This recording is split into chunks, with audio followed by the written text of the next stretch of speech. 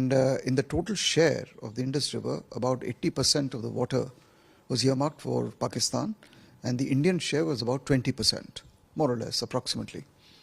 So there are many, implications of this abeyance decision.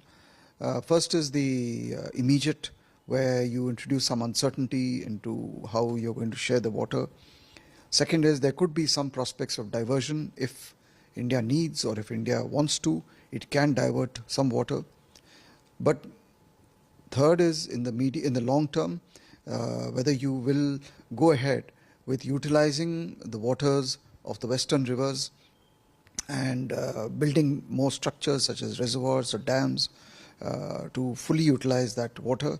Because if your legal obligation is no longer the 80-20 division, then you can use the Pakistani share for your own irrigation, for your own electricity generation, and any other purpose.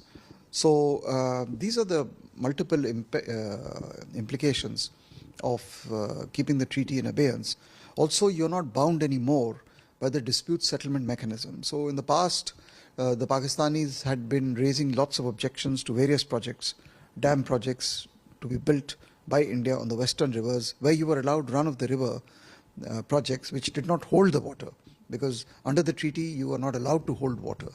Now, if you're saying that you're no longer bound by the treaty, then you're also no longer bound by the dispute mechanism. You're no longer bound by what the World Bank says. So in effect, you are actually opening up the whole question of how to share the Indus waters. So it's a very fundamental decision, and it, in a sense, liberates India from this legal obligation and gives it the opportunity to utilize the waters as it deems fit.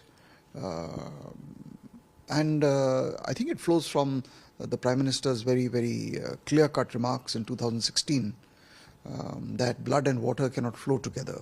So I think the whole presumption and the whole trigger for this decision has been the fact that terrorism and the whole challenge to international law by Pakistan cannot coexist with allegiance to international law when it comes to water sharing. So if you're breaking the law when it comes to security and terrorism, you cannot also then expect India to adhere to international law when it comes to water.